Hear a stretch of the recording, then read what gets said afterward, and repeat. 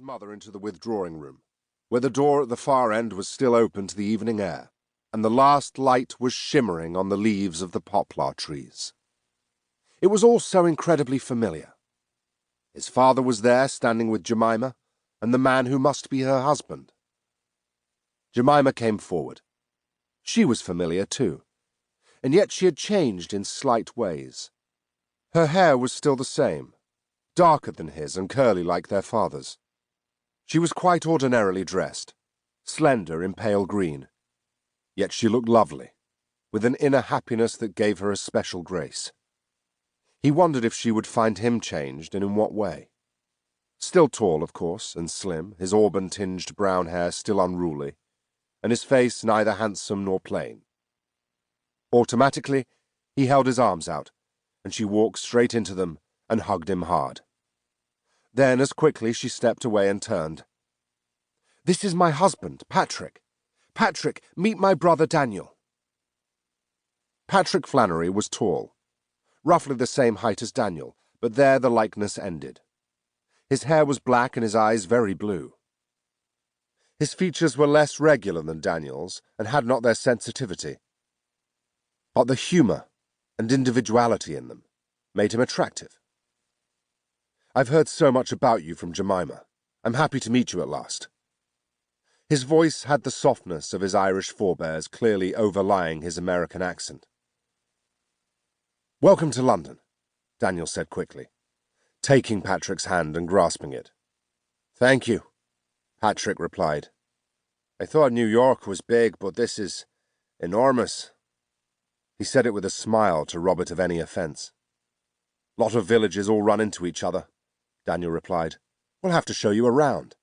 Take a trip down the river, perhaps. Or up it." He glanced at Jemima to see if she approved of the idea. "I've got it planned," she said with a smile. "But there's 2 more people for you to meet before we have dinner." Sophie's sound asleep, and Cassie's half asleep, but she was determined to stay up to say hello to her Uncle Daniel. "Come with me." She held out her hand. Her face was shining with pleasure and pride and nervousness. "Excuse me," Daniel said to his parents, particularly his father, to whom he'd not even spoken, and followed Jemima obediently. Upstairs, Jemima showed Daniel baby Sophie in her cot, in Jemima and Patrick's room. The child was fast asleep, her soft downy hair dark against the pillow. Wordlessly they gazed at the baby, then smiled at each other and tiptoed across the corridor. In the nursery, the first room Daniel could ever remember as a tiny child, Jemima pointed to the bed. A very little girl had fallen asleep sitting up, and toppled sideways onto the pillows. She had dark hair, almost black, and soft, flawless skin. He would have guessed her to be 3, even if he hadn't known.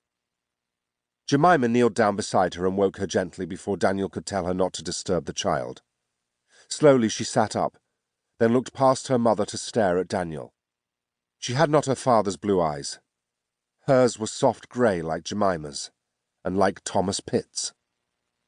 "Hello, Cassie," Daniel said, stepping forward. "I'm Daniel.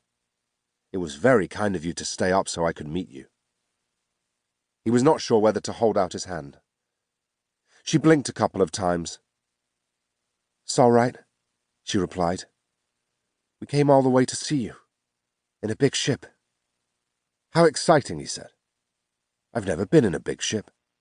She smiled slowly and a little self-consciously, half turning away and moving an inch closer to her mother. "Please will you tell me about it one day?" Daniel asked. She nodded. "My daddy is a policeman." "That's funny. So's mine," he replied. She looked at Jemima again. "Is that your daddy too?" "Yes. We're all family. Your family," Jemima answered. Cassie sighed and gave a wide smile. "I think it's time you went to bed, young lady." Without waiting for argument, Jemima tucked her up and looked over Cassie's head at Daniel. "Tell Mama I shall be down in about 10 minutes.